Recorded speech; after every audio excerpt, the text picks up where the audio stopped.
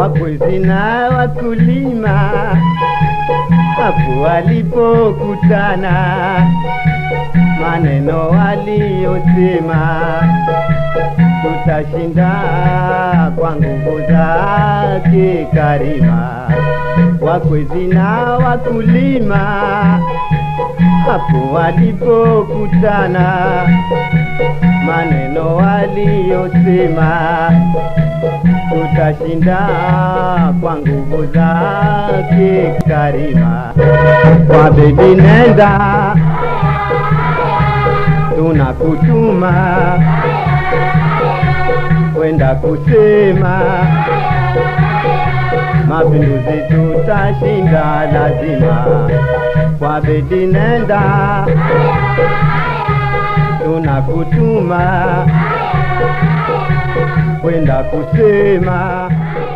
Kama tunavyoelewa ndugu wananchi kwamba michezo ni muhimu sana katika kukuza vipaji vyetu na vijana wetu kiuchumi, kiafya, lakini pia kuongeza ajira kwa vijana wetu nchini.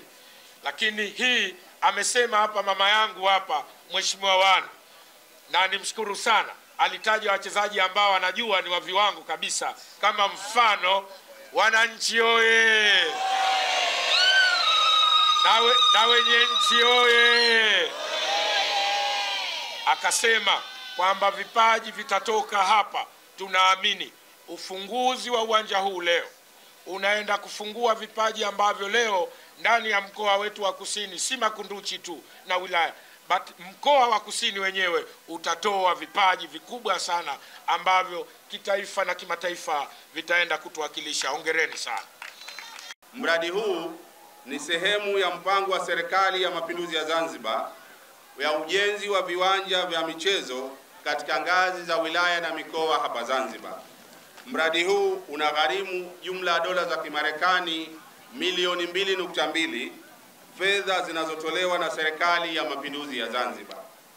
Utekelezaji wake unahusisha ujenzi wa kiwanja kimoja cha kisasa cha mpira wa miguu, ujenzi wa kiwanja cha mipira wa mikono kwa maana multi-purpose court. Kuanzwa kwa ujenzi wa uwanja huu wewe ni sehemu, na ndiyo wazo ambalo lilikuja awali ukiwa unaiongoza wilaya hii. Lakini wazo hilo mheshimiwa halikuwa lako peke yako, tulishirikiana na viongozi wa jimbo hili na wananchi wenyewe. Zaina